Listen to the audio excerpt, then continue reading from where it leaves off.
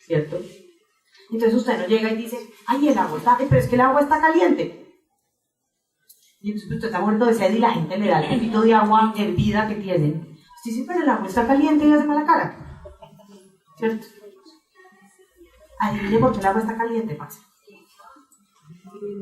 Pues porque para que el agua se enfríe hay que refrigerarla.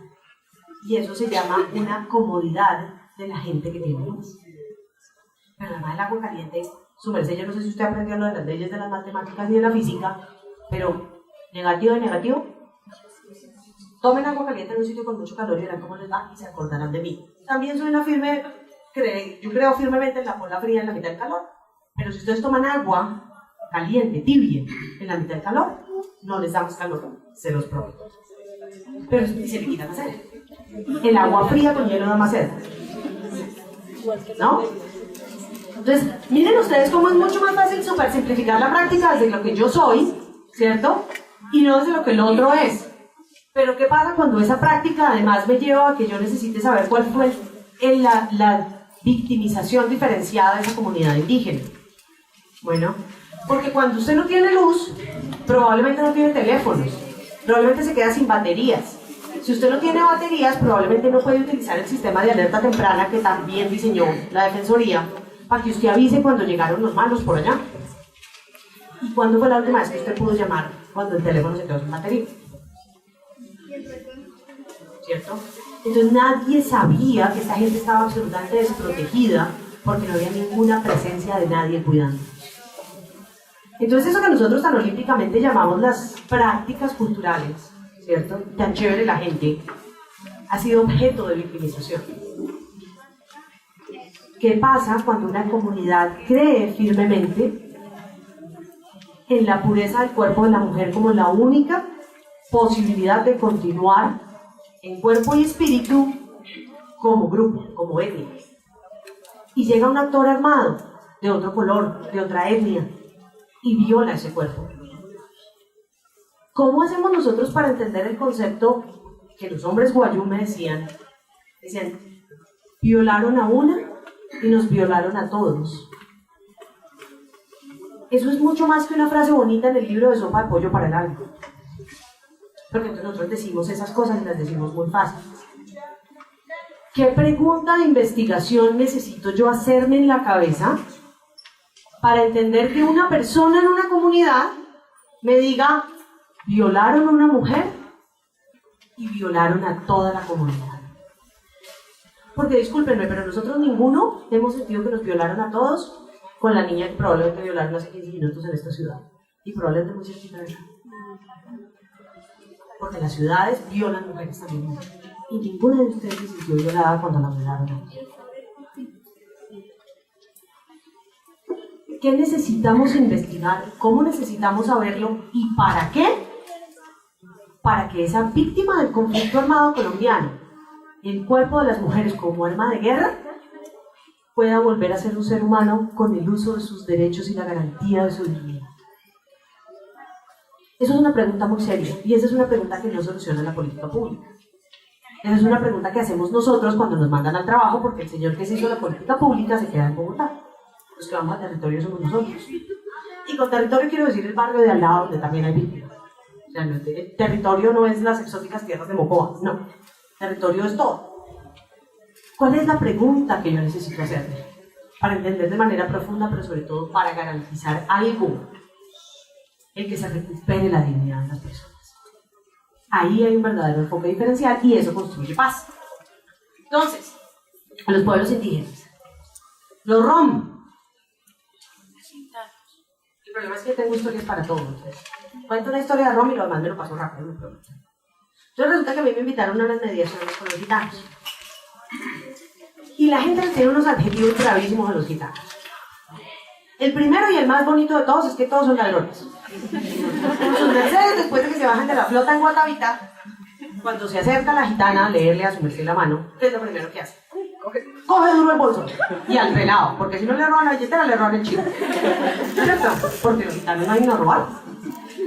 Estamos malos ladrones, está todo gravísimo. ¿Cierto? Los gitanos, por su condición nómada, ellos decidieron ser un pueblo nómada, hacen lo mismo que los campesinos, se asientan en las riberas de los ríos. Los gitanos fueron sacados a bala de sus territorios nomádicos. Ellos subían y bajaban los ríos. Y entonces les tocó venirse para Bogotá y para otras ciudades. Y entonces cuando llegaron, llegó un grupo y se fue a vivir a una pensión. Cuando usted es un pueblo nómada, ¿cuál es su concepto de pensión? O sea, perdón, ¿usted qué tiene que pagar por la piedra? Eso usted no lo hace inherentemente ladrón. Ese es mi constructo del mundo, imponiéndole a usted que acaba de llegar sacado a bala de la ribera del río, en su constructo del mundo, imponiéndole la pensión. Y entonces me invitaron a una mediación, que es una de las mediaciones más bobas en las que yo he estado, porque es que me parecía increíble que no pudiéramos entender. La mediación consistía en que las muchachas que vivían en esa pensión estaban pegadas a las lámparas porque todo este ladronerío se echa mi champú. Y hola, se me roban el champú y no me lo devuelven. Cuando usted es una población nómada que vive en la ribera del río, ¿qué hace? Su amada madre, Pachamama, o como la llame usted en la lengua que quiera, le da lo que necesita. Y fue lo mismo que les pasó a los Nukak en el Amazonas. Hambre, gallina, sancocho, no hambre. Esa vaina es una ecuación lineal para los pueblos nómadas. ¿Y qué fue lo primero que dijo el inspector de policía? ¡Ladrones de gallinas para la guandoca! Al cerebro hay que hacerle clic. Porque ¿sabe usted por qué los Nukak Makú están en Mocoa? Porque las FARC los sacó a bala de la selva. Entonces usted se calla la bocota y va y pregunta y aprende. ¿No? Insisto, con la voluntad y la humildad de quien tiene el deseo de aprender. No del menso, que desde Bogotá tiene todas las respuestas. Porque va a estar lleno de respuestas, la cosa más fácil que se han inventado hasta el día de hoy. Usted va y aprende. ¿Por qué? Porque en ese sufrimiento diferenciado, usted puede ayudar a la gente a apropiarse de manera distinta de su nueva condición. Y entonces usted le explica. Porque adivinen qué. Esa voluntad también la tienen los indígenas, los negros, los rom, todo el mundo tiene la voluntad de aprendizaje y aprende. Entonces usted le dice, mire, lo que pasa es que en este universo de nosotros, donde estamos todos regidos por la ley ordinaria, cogerse una gallina que está detrás de estos palitos que se llaman cerca, es una violación a las reglas, ¿cierto? Así como es una violación a las reglas que las mujeres Nukak no alimenten cuando acaban de parir un niño, tienen que alimentar con un seno el bebé Nukak y con el otro seno el mico, ¿cierto? Porque para que usted le quede una buena comida, el mico tiene que tener un mico sano y grande, y la leche hace que la gente crezca sana, y los micos, ¿cierto? Y ustedes dicen, ¡ay! Claro, porque todas amamantamos con la cobija, con la vaina, con el tubito, con una cantidad de vainas. Y las Nukak se ponen un mico acá y un chino acá. Entonces dice aquí de carne, dice, Dios, no, antihigiénico. ¿No? Porque todos salimos de acá y nos echamos inmediatamente puré, para que nos puré, lo que sea esa vaina, para que se nos limpien las manos, germen de contacto humano, fibra de carne. Eso de entender, es que entonces ahí nos aterrizamos distinto en el mundo. Porque esa señora a la que usted mira mal, porque tiene un mico en un seno y un pelado en el otro seno, ¿cierto? Esa señora está ahí y usted la tiene que ver porque la sacamos a bala de su territorio. Entonces usted no viene a cometer la grosería de mirarla mal, de decirle antihigiénica y de echarla por la guandota cuando vio la gallina pasando, porque cuando no ve una gallina, la echa en la olla y se la come. ¿Por qué? Porque tiene hambre. Eso no tiene nada que ver con la ley ordinaria que usted y yo nos suscribimos como contrato social que viva nosotros. Eso somos usted y yo. Bueno, porque además no nos tocó ser nunca. Porque las personas también somos un accidente geográfico. Su mamá y su papá, en las condiciones que fueran, lo hicieron. Y lo hicieron donde le tocó. En Tigre, en San Francisco, en el Polo Club, y donde lo hicieran y donde le tocó, suba, en la Garitana, o en la Amazonía. Y entonces usted es un accidente geográfico. Bueno, y ahí las cosas son distintas. Cuando empezamos a entender que ese otro es un otro que para que yo lo pueda reparar en medio de un conflicto armado, que no ha hecho sino daño, entonces a ese man yo lo reparo desde lo que él es, no desde lo que yo digo que esa persona es o merece. Y ahí es cuando aplicamos de verdad el enfoque diferencial. Entonces, por favor, nunca le vuelvan a decir ladrones a los viajeros. Eso no quiere decir que de vez en cuando, pero es que no todos somos todos lo mismo, ¿no? Entonces, las supersimplificaciones también son tremendamente peligrosas, y las generalizaciones. Los niños, pues, obviamente el enfoque etario, no me voy a regar sobre una cosa que es bastante obvia, y es que los principales riesgos de los niños son el reclutamiento, la violencia sexual,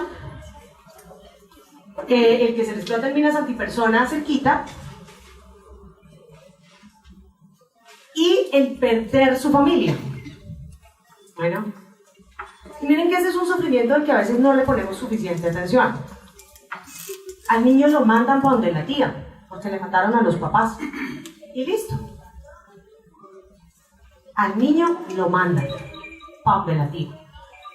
Ya, ese es el segundo llamado.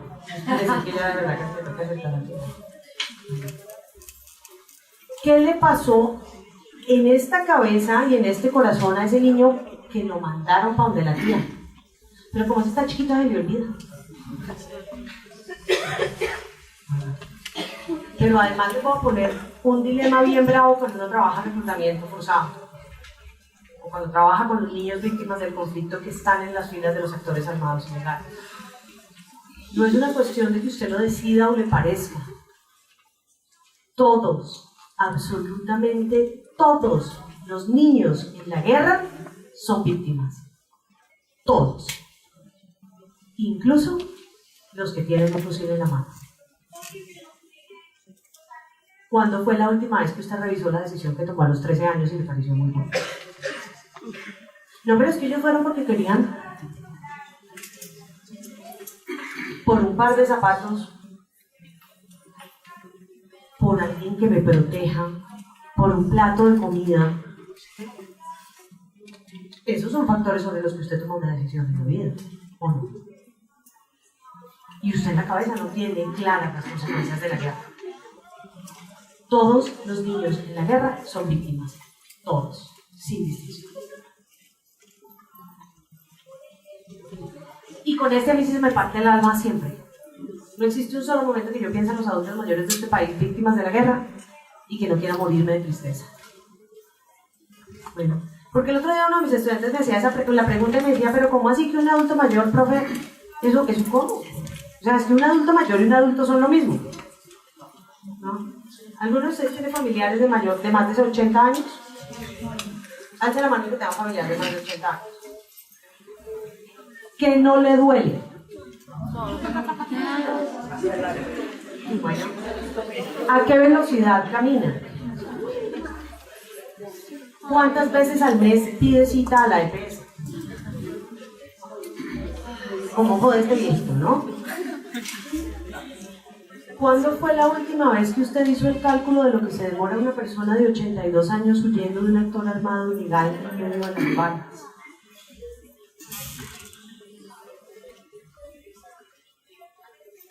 Eso es un sufrimiento diferencial. No, mi nana no puede correr conmigo, mi nana tiene 94. Si a mi nana y a mí nos persiguen, yo tengo que tomar una decisión así de clara. ¿Me quedo con ella y nos matan a las dos? ¿O la dejo? O mi nana dice lo que han dicho muchos ancianos de este país. Mi hija, váyase que yo ya viví la vida. Como si eso hiciera sentido.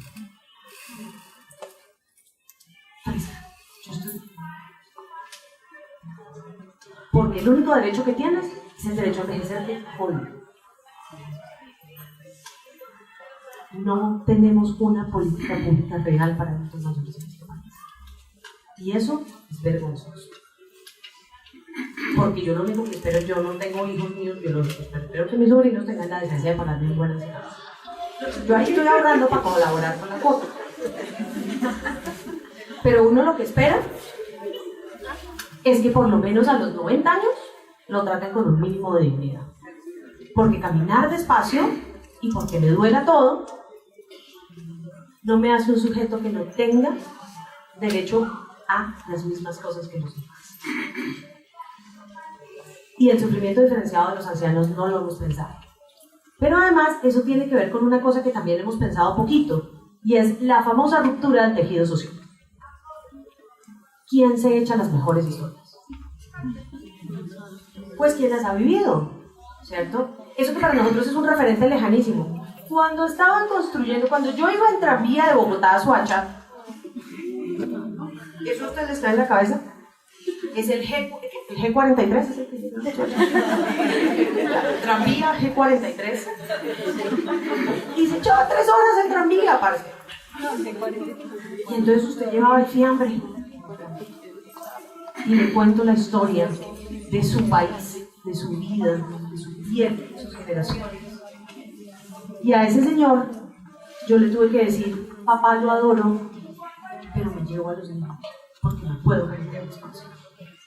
Eso es un sufrimiento diferenciado.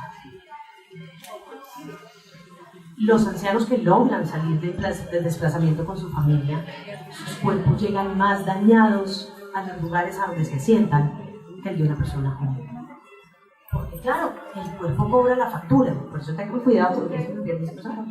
El cuerpo cobra las facturas. Eso no, esa vaina se envejece. Pues porque es una máquina. Y cuando usted le da palo a la máquina, pues la máquina empieza a funcionar menos. Así de simple. Eso es una ecuación lineal. Entonces, ¿cómo estamos asumiendo el sufrimiento de los adultos mayores en el conflicto armado? Enfoque de género. Ahí solamente voy a decir 2 cosas. La primera, en la política pública, en ningún lado, se explicitan las medidas reparativas de la comunidad LGTBI. Y eso debería ser un enfoque de género importante. Solamente se habla de las mujeres.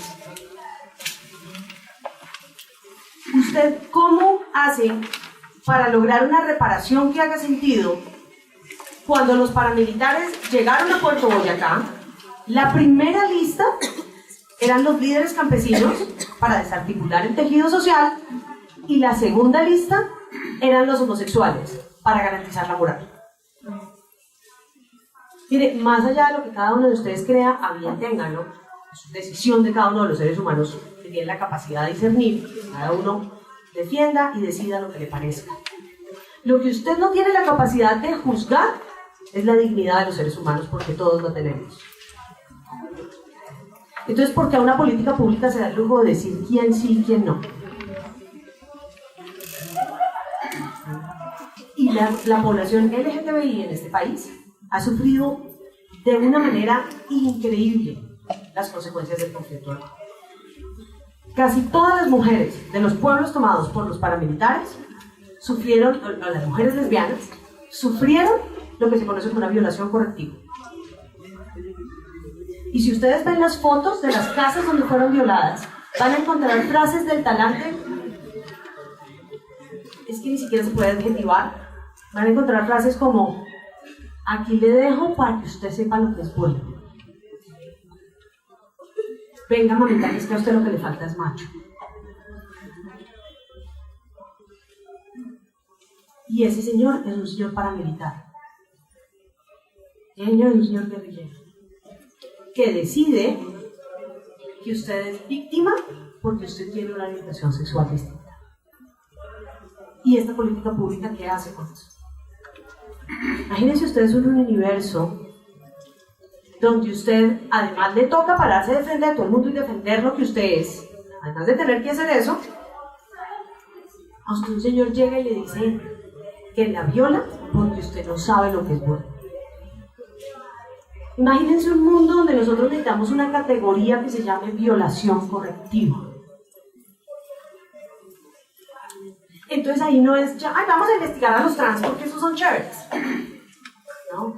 Es entender las profundas violencias estructurales que hay detrás de las opciones de las personas o de las determinaciones. Yo no me voy a parar aquí a decir si es biológico, cultural, social, eso son discusiones de otro talante. Pero cuando usted eso lo hace víctima de la guerra, usted necesita una política pública que responda a eso. La segunda cosa que es importante es que cuando estamos hablando de las mujeres en la guerra, ahí sí que no volver al estado de cosas anteriores es fundamental. ¿Por qué las mujeres víctimas fueron más víctimas? Porque el que mercadeaba era el hombre. El que iba al mercado a vender el producto de la finca era el hombre. El que sabía cuál era el título de la tierra y dónde estaba era el hombre. El que sabía leer y escribir era el hombre. El que socializaba era el hombre. Y de pronto a usted le mataron a su marido. Tampoco le voy a dar una adjetivación a lo que eso significa, no. Y de pronto llegaron las FARC, el ELN, las AUC, póngale usted el nombre, y le mataron a ese señor. ¿Cierto? Y usted nunca ha hecho vida social. Eso que nosotros llamamos, oye, es que no he tenido tiempo para mi vida social. Usted no ha hablado con otras personas, usted no ha hecho esa interlocución. Y de pronto le toca salir con el muchachito, corriendo, con los 7 muchachitos. Además, usted sale corriendo con los 7 muchachitos y usted todavía no ha ejercido la manera como nosotros aprendemos a hablar, que es hablando. Eso no se aprende de otra manera. ¿Qué le pasa a usted cuando por unas dinámicas estructurales propias de la tenencia de la tierra en Colombia, usted no tiene identidad? Y no tiene identidad y le cortan su vida en dos. Y la mandan para el parque del tercer milenio. ¿Y usted qué hace con él? Entonces ahí usted no puede reparar diciendo, volvamos a lo que había. No hace sentido. Las mujeres, especialmente las mujeres campesinas, han sufrido unas victimizaciones mayores porque no tuvieron acceso a ninguno de sus derechos desde hace mucho tiempo. Y no voy a ser tan tonta de decir que esos hombres como son tan malos. No, eso es producto de una estructura frontal que nos quedó en la cabeza. Y entonces esto también hay que entenderlo para saber cómo se cambia. Dale. Y el último enfoque es el de la discapacidad. Bueno, es uno de los términos en los que menos información tenemos. Realmente no sabemos mucho de cómo fueron afectadas las personas en situación de discapacidad. Lo que tenemos hasta ahora es tratar de entender las afectaciones cognitivas de las personas víctimas de la guerra de manera directa. O sea, una persona que está expuesta a las balas mucho tiempo, al ruido de las balas, al ruido de las bombas, necesariamente tiene unas afectaciones cognitivas importantes o por la pérdida de algún miembro de su cuerpo. Pero no sabemos las personas que ya se encontraban en situación de discapacidad antes de la guerra y durante la misma cómo fueron violentadas. Pero con las bestialidades que yo he escuchado sobre la guerra, no me imagino muchas buenas historias. Entonces, en últimas, ¿qué es lo que dice esa ley? Protejamos a los más desprotegidos, protejamos a los más vulnerables y tratémoslos de manera diferenciada. Eso no quiere decir pobretearlos. Eso quiere decir, cuando usted sufrió más, tiene más derechos. ¿A qué? A igualar las cargas. A ver si empezamos a partir de la misma base. ¿Eso cómo se traduce? Se traduce en decretos reglamentarios. Y ustedes en cualquier domingo lluvioso que no tengan nada mejor que hacer, léanse los decretos reglamentarios de la ley. Divertísimo. Y ahí ustedes van a ver todas las inconsistencias que tiene esto. Porque una cosa es decir que tratemos de manera diferenciada y otra cosa es reglamentar que tratemos diferenciada. Y entonces eso nos lleva a de donde partimos. Este es la DERAC mejorado, como la Matrix Reloaded, que es igual. El primer triangulito que les mostré es el primero, cuando el DERAC primero pensó en el triangulito. Y después el tiempo siguió pasando y el hombre la pensó distinto. Con el mismo triangulito de base, pero dijo, mire, todos tenemos capacidad de agencia. Todos. ¿Desde dónde? Desde donde nos toca. Todos estos niveles tienen una posibilidad vertical y una posibilidad horizontal de comunicación. ¿Dónde está su incidencia? ¿Usted con quién se comunica? ¿Usted academia? ¿Usted gremios? ¿Usted sectores? ¿Usted estudiante? ¿Usted profesor? ¿Con quién se comunica? ¿Quiénes son sus anclajes para construir las cosas de manera diferente? Algunos que están en este sector tienen una comunicación más fácil o más asequible con las élites del nivel 1 y otros con las bases. ¿Dónde empezamos a crear eso? De manera orgánica, no como una imposición de política pública, sino de manera orgánica. Bueno, ¿dónde están nuestros nodos de comunicación? Porque increíble pero cierto, la gente cuando habla se entiende. Insisto, habla, no impone, no pontifica, no juzga, no amenaza, habla. En el hablar nos entendemos y construimos de manera vertical y de manera horizontal. Sin ser inocentes, porque tampoco vamos a decir, no, es que la parte hace todo, salgamos paz. No. Obviamente que hay unos intereses políticos, económicos y sociales en todo. Pero entonces, ¿por qué hay intereses de por medio? Nos quedamos todos sentados esperando que nos llueva la paz del cielo. Pues no. Y no nos quedamos ahí, porque esa incidencia, esa incidencia sucede acá. Ustedes y yo construimos la paz acá. ¿Qué tenemos? Tenemos una estructura, se llama la Ley 1448. ¿Es una buena ley? No. ¿Es la peor ley del mundo? Tampoco. Como diría mi vieja, que es una señora muy inteligente, es lo que hay. Y usted camella con lo que hay, ¿cierto? Entonces ya tenemos esta vaina, la estructural, ¿cierto? Que es la ley. Su merced y yo, ¿cómo nos relacionamos para hacerla tener sentido? ¿Cómo la llenamos de contenido en nuestra vida diaria, en nuestro trabajo, en nuestras investigaciones, en nuestros trabajos para la universidad? Porque es que cuando usted repite como loro lo que dice el libro, que dijo el libro, que dijo el libro del otro, que tampoco sabía lo que era una etnografía, usted está profundizando esa violencia. Cuando usted se piensa juicioso ese parcial que le mandaron a hacer, pero, o sea, pensar es un acto de la cabeza, no de cut and paste del bendito computador. Es un berraco para cortar y pegar. Entonces uno se vuelve un berraco para cortar y pegar. Y el acto de echarle manivela al cerebro, ¿qué? Es el acto más sagrado y más bonito que existe. Echarle manivela al cerebro. Y ahí usted cómo construye entre todos, cómo llenamos de contenido esa ley. ¿En dónde? Cuando me relaciono con el otro que ha sufrido de manera diferenciada. Y yo, en lo personal, ¿cómo asumo una responsabilidad en la construcción de paz? Yo no puedo sentarme en La Habana, nadie me invitó con la falta de respeto. No me invitaron a La Habana, a mí me toca acá, hoy. ¿Yo cómo asumo mi responsabilidad personal en la construcción de paz? ¿Para qué? Para que empecemos a cambiar la manera como en la cultura unos nos creemos más que otros. Y como nos creemos más que otros, dañamos a otros que son más vulnerables que nosotros. Cuando nosotros empezamos a tener esa ruedita clara en la cabeza, entendemos la palabreja que sigue. Se cambia. Esa ya no la escondé. Esta. Porque todo el mundo a la vieja paz y a la vieja reconcilia, hijuelitas de las ventajas. No, es que este país hay que reconciliarlo. Venga, le digo eso, ¿dónde acaba? No sé. Y no importa. Cuando ustedes leen en esos libros así, dos chéveres que uno le venden en la buceta, ¿no? Con frases célebres y abreviaturas y cosas de decir, frases breves, 500 pesos. Y en una de esas dice, la paz es el camino. Ese man tenía razón. La paz no es un fin, es un medio. Ojalá que nunca nos demos cuenta si llegamos a reconciliarnos. Porque si nos dimos cuenta, algo hicimos mal. El acto de reconciliarnos es un acto de verdad, de justicia, de paz y de misericordia.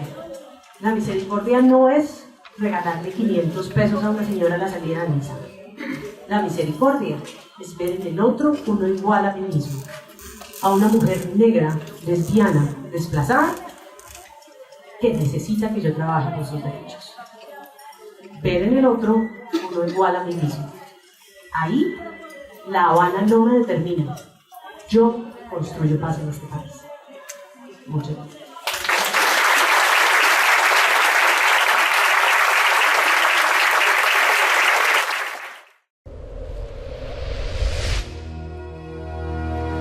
Fundación Universitaria Monserrate, una institución con proyección y cercanía.